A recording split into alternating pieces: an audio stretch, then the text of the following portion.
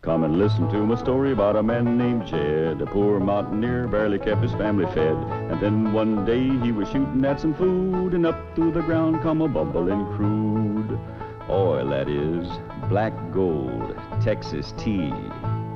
Well, the first thing you know, old Jed's a millionaire. The kinfolk said, Jed, move away from there. Said, California is the place you ought to be. So they loaded up the truck and they moved to Beverly Hills, that is, swimming pools, movie stars. The Beverly Hillbillies.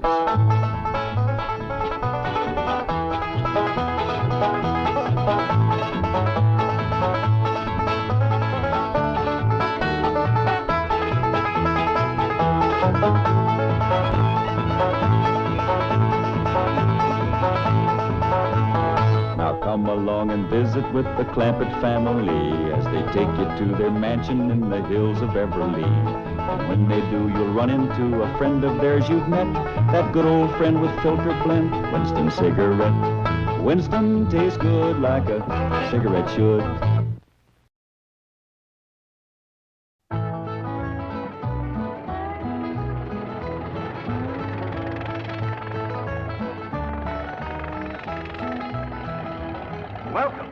Welcome. Howdy. Well, now, ain't that handy? That, Pa? Way the road takes a bend in here, runs right by the front door. No, Mr. Clampett, this is your driveway. It goes with the house. Is this thing a house? Oh, yes, indeed. It was built by John Barrymore, one of our finest actors. Pretty fair stonemason, too. Hey, Jed! This here is dandy soil.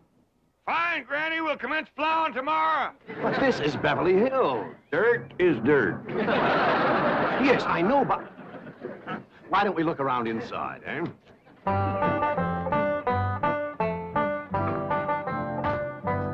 Well, here we are. I hope you're going to like this place I picked out for you.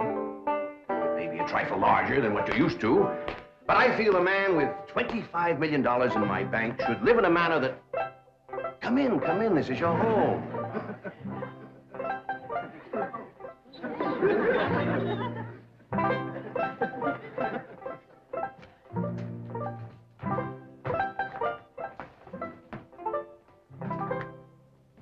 As I say, it may be a bit more than you're used to, but I'm sure you'll be comfortable. Now, my secretary will be over right away to help you with the hiring of servants or whatever problems you may have. She's a very efficient girl, Miss Hathaway. Jed? Jed?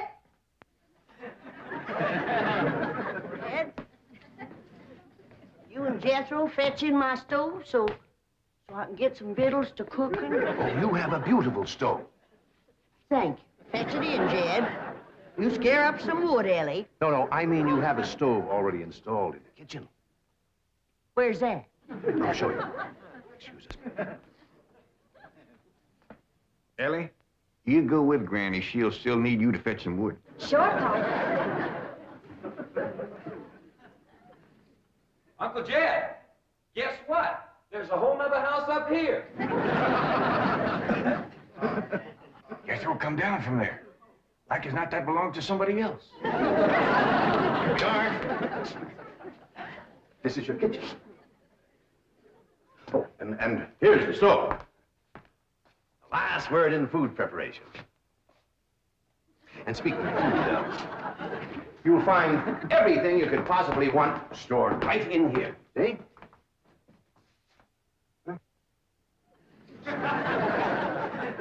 Well, I'll leave you ladies to your culinary delights. Au revoir, bon appetit.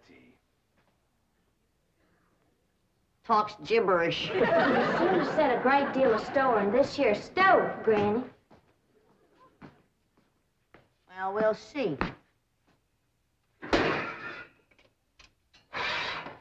Elly, you run out and fetch some wood. I'll get a fire to going in here and we'll see. Jethro, I hope it's all right for you to be missing school. Oh, sure, Uncle Jed. They ain't strict in the 5th grade. You're in the 5th grade already? Starting this year. Yeah, it don't seem like no time at all since I went with your ma to get you started in the 1st grade. You was 6 years old. No bigger than that. We drove clean over to Oxford. So you could go to the same school your pa went to. You wouldn't know that town today, Uncle Jed.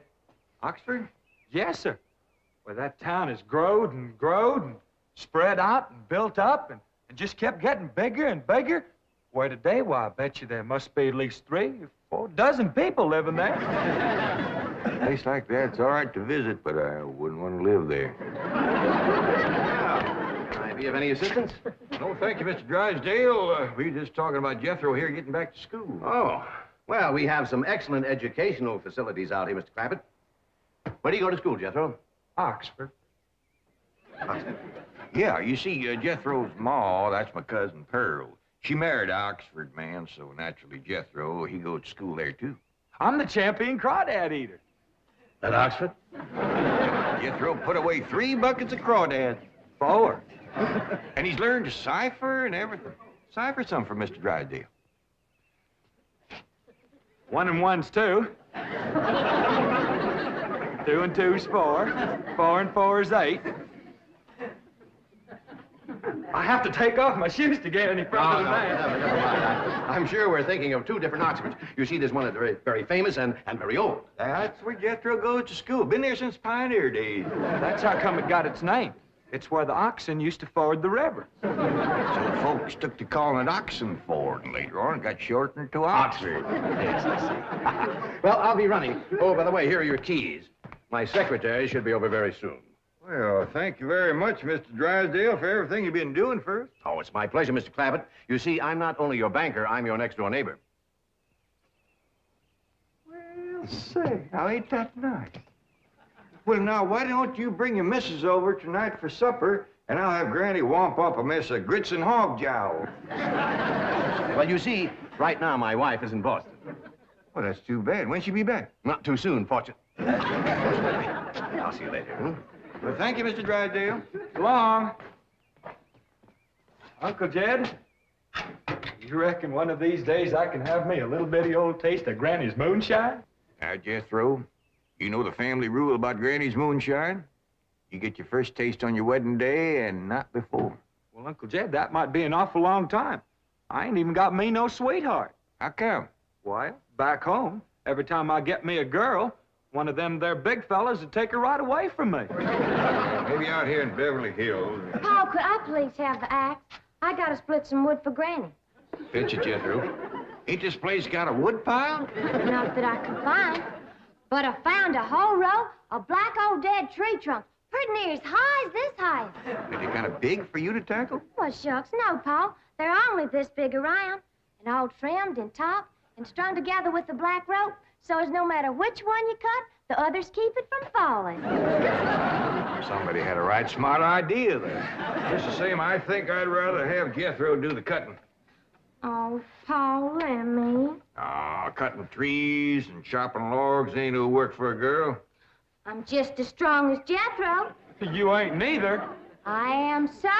You ain't neither. I am so, too. You want to wrestle? Darn too. Now, here. That ain't no fair fight. Somebody gonna get hurt. Now, yeah, you see, you're getting too rough. Jethro. A person can get crippled from a hole like that. Get up from there. I can't, Uncle Jed.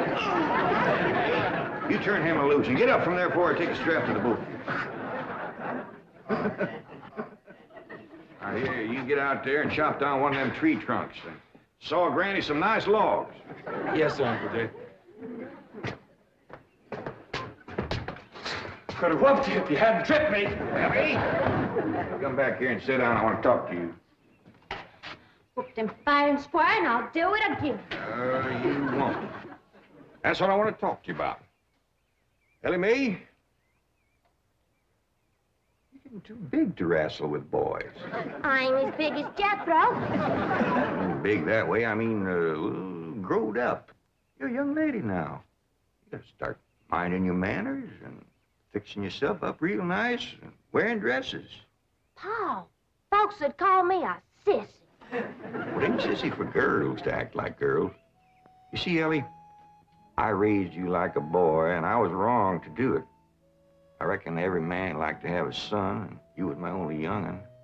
And when your ma passed away, I just decided to turn you into a boy. By the time Granny come to help out, you was too wild to tame. By thunder, you could outrun, outclimb, outfight, and outshoot every boy in them hills.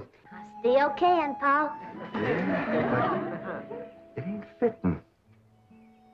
It ain't right for folks to go against nature. Now look at old Duke there. Reckon we could turn him into a cat? Course not. That's right. Because nature made him into a dog. Just the same way nature made you into a girl. Here lately, she's getting more and more positive about it. You mean my years is growing? No, nothing like that. You're pretty. Oh, Pa.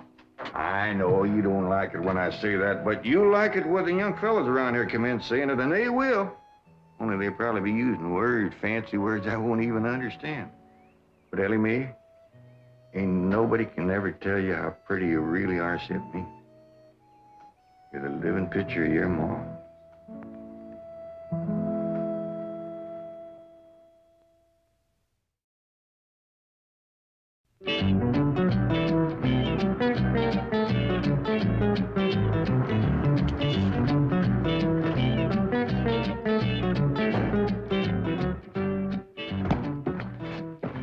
You still here? I thought you were going up to the Clampett estate. I didn't think it prudent for us both to be absent simultaneously. In the event of crises... The only crises you have to worry about right now is keeping Mr. J.D. Clampett happy. Now get up there. Tell me, how did you like the flamingos?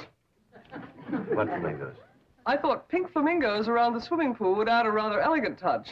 Mr. Clampett is not a man educated to elegance. That will take time. Right now, there are more pressing problems. Of course, getting settled, the servant problem. Well, whatever they are, just get up there and solve them. Now, J.D. Clampett is this bank's largest depositor, and I'm making his satisfaction your responsibility. I accept the mantle of responsibility with which you have cloaked my shoulders. And I shall so conduct myself that if this great financial institution shall last 1,000 years, people will still say, this was their finest hour. And he would, all right. Got a lot of pitch and tar in it. Ought to burn real good. Yeah. That flimsy grate holds up. Granny, this is the top of that tree trunk. You want I should split it up, too? No, just leave it outside. Yes, sir. This place ain't even got a wood box. Yeah, folks don't need much wood out here. Remember what Pearl said? It don't get cold. Yeah, I remember. It might not get cold in the day, but it sure freezes solid at night. How you know? I'll show you how I know. Every bit of food in this here storage bin is froze harder than a rock. Yes. Look.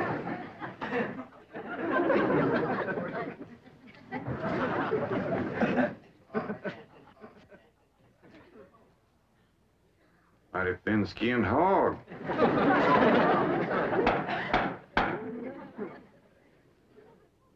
But I'll be doggone. Take me 2 days to thaw out that ham before I can ever cook it.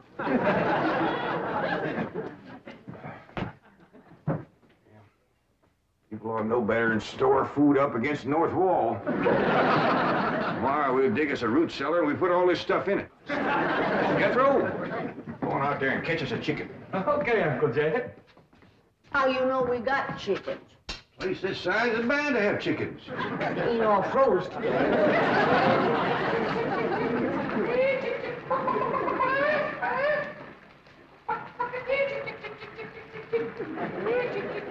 Chick, chick, chick, chick, chick, chick, chick.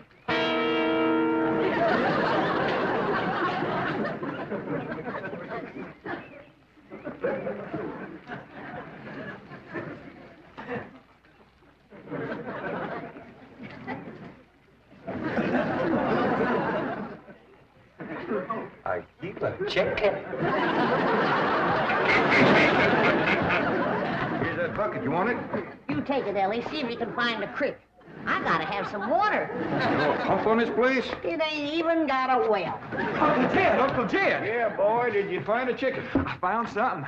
I ain't sure if it's a chicken, a goose, a duck, or what. Where is it? I couldn't catch it. That thing can outrun a jackrabbit. There ain't no goose or duck. Must be a chicken. If it is, I was right about things growing bigger out here. That thing was this high. Chicken? Ah, Jethro. Honest, it's got legs this long. Dibby's on the drumstick. Drumstick ain't much. Whoever gets that neck is eating from now on.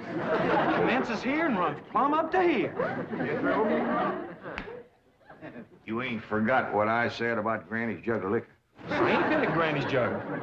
You have your in for it. Honest, cross my heart. Where'd you see this chicken? Down by the cement pond. Cement pond. Uncle Jed, that pond is the fanciest thing you ever did see. Why, they are steps, so's the cattle can walk right down into it and get a drink. And up at one end, there's a lady standing there made out of rock. And she's a-pouring water out of a jar right into that cement pond. Oh. Well, that's how come that big old pink chicken to get away from me. Flew right over the top of that there rock lady, landed in that pond, and swam like an otter. Just flapping them big old pink wings and hollered. What color did you say that chicken was? It's pink. Ain't I told you that stuff would stunt your growth? Miss Granny, I didn't touch a drop. You and me is going to the woodshed. Now, Jethro, you swear to be telling the truth? So help me, Jefferson Davis. You take your hat off when you speak of the president. He ain't president no more. I'll have no Yankee talk in my kitchen. Now, Jethro, you and me is going back out there and corner that chicken. Granny, you get your fire to going. Elly May, you sweep up out front and keep your eyes open for that Miss Hathaway. I'm counting on her to take you in hand and get you in the right kind of clothes. Come on. Chicken.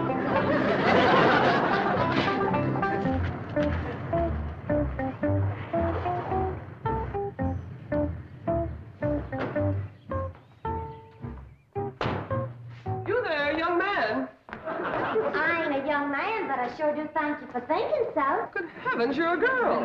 Yeah. I'm Jane Hathaway, executive secretary to Mr. Drysdale. And you, I take it, are a domestic of some sort? Cleaning girl, housemaid? Just what are your duties with Mr. Clampett? Well, he sent me out here to sweep up, but he said you'd take me in hand and get me in the right kind of clothes and everything. Indeed, I shall. We have a complete servant's wardrobe from chef to chauffeur. Come with me. What in the name of Thomas Chippendale is this? Has Mr. Clampett seen this disgraceful and unsightly mound of debris? Oh, yes, ma'am. This is all his. Oh, what charming antiques. Just like you said, Jethro, a rock lady pouring water into a cement pond. Yes, sir. And over there's where I seen that great big pink chicken. Only thing is, it don't sound like a chicken. It makes a kind of hollering noise.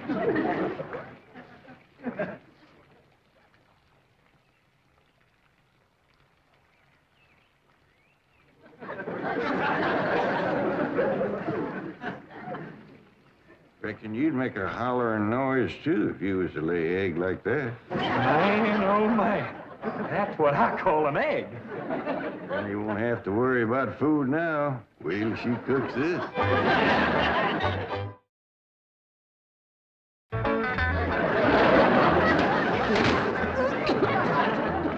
That blame city stove don't draw worth nothing. Hey, Granny, look at this egg. What's all the smoke? Stove don't work. Probably just a stuffed-up flue. Ain't got a flue, ain't even got a stovepipe. Well, I'll get the shovel and a hoe and rake it out of there. You keep this egg.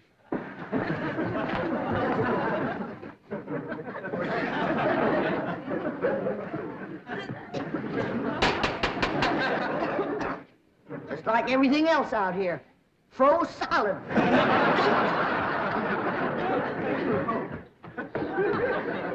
Really, my dear, you look quite charming. Well, I feel like a dead blame fool. Oh. Just a moment. Yes, out now. I'll be right back. Oh, that was my Pa. I take it he's a gardener. Oh, yes, ma'am. Pa just can't wait to commence gardening. Apparently. However, as though I admire his enthusiasm, I must forbid him access through the main entrance. Now, tell me about the rest of the staff. Is there a chauffeur? A what? Someone who does the driving. Oh, yes, ma'am. That's Jethro. Of course, I don't reckon he can stay around very long. He's got to get back to Oxford and go to school. Oxford? He attends Oxford University? Well, he just calls it school. Pa went to school there, too. Oh, yes. Old school tie. Great pride, those Oxford men. Sorry I couldn't stop before. Granny was having trouble in the kitchen. Pa, do I have to wear this here stuff that Miss Hathaway... No, there can be no appeal from Mr. Clampetts' orders. Thank you, ma'am. Glad to see you taking a firm hand. Elly May, that's right pretty. Makes you look taller. She's got me walking on pegs. We'll run in and show Granny. And get rid of those old clothes, dear. Granny, I presume, is the cook. Yes, ma'am, but she ain't too happy about it right now. I shall deal with her directly. Now, let's see. Maid, gardener, cook, chauffeur. Oh, I understand Jethro is an Oxford man. You bet he is. I'm quite anxious to meet him. Don't blame you. Fine-looking young feller. Single, too. And he's on the lookout for a girl. I am only interested in the intellectual rapport which I would naturally have with an Oxford man. I presume you went to Eton as a boy. If I know Jethro, he went to Eton the minute he was born. Yes, of course. I suppose his father matriculated him.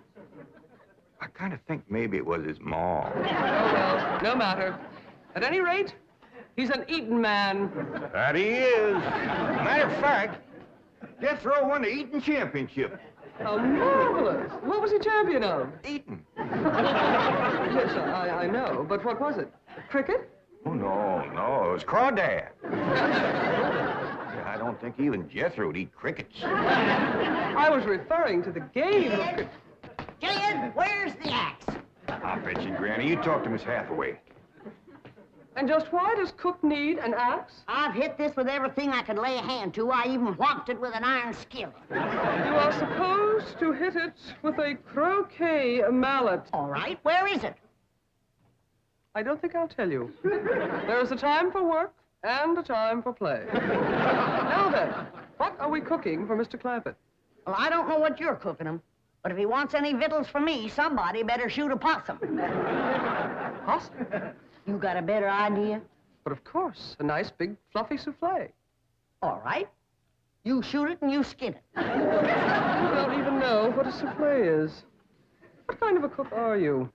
I'm a cook with a stove that don't draw, food that's froze solid, chickens that can't be caught, eggs that can't be broke, and a smart alecky city woman telling me my business. That's what kind of a cook I am. Mind your tongue, little woman. I can have your job. You sure can, and the sooner the better. Jethro's coming, and just wait till you see what he's got. Thank heaven. Now I can have an intelligent conversation. Look, Granny, I caught that big chicken. I hope it ain't as tough as its egg. That is a flamingo. Oh, no, ma'am. That's my nephew, Jethro. Jethro, say hello to Miss Hathaway. Howdy, ma'am. This the big dangest chicken you ever did see. You go to school at Oxford? Yes, ma'am. I'm in the 5th grade. Stop bragging and wring that chicken's neck. Elly May! No, stop, you barbarians. Don't harm one feather of that beautiful bird. I've taken just about as much as I'm going to take from you. Yeah, Granny. Elly, you get the fire going under the big kettle outdoors. Young lady, where is your maid's uniform? I ain't going to wear. Oh, yes, you are. No, I ain't. Oh, yes, you are, if I must subdue you forcefully. I wouldn't try that. Tried to tell you. I'll set on her, Elly. You get the fire to go. Now, here, Granny. Come on, let her up. Get off of it. You are discharged. All of you. Sacked. Fired. You are the most incompetent, insubordinate, belligerent group of domestics it has ever been my misfortune. Hathaway! Ah, Chief. You're just in time to help me take disciplinary action. You're fired. I've already told them. Not them, you. These people are the Clampetts. Clampett? Yes, that's right. Now go back to the office and pick up your severance pay. You are through. Now, Mr. Drysdale, hold on a spell. I reckon there's been a kind of a misunderstanding. But this little lady's been a right big help to us. Why, she fit in just like one of the family. Matter of fact, her and me is going out hunting. Ain't that right, Miss Hathaway? Well, yes, and... Yeah. Jethro, you can take that pink chicken back out to the cement pond. We're going out and shoot us a nice, big, fluffy souffle.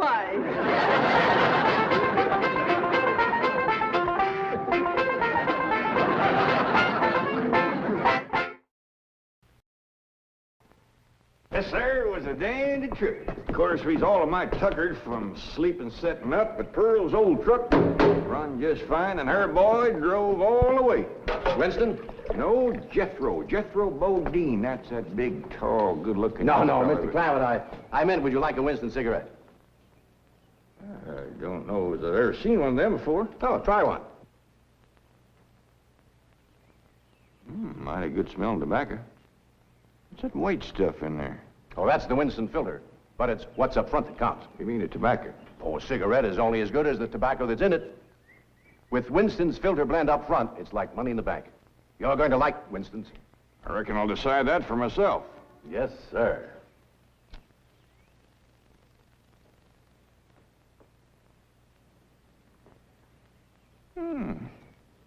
I like it. This here Winston tastes good. Like a cigarette should. The Beverly Hillbillies has been presented by Winston. We hope you enjoyed it, and we hope you'll try Winston, because Winston tastes good, like a cigarette should.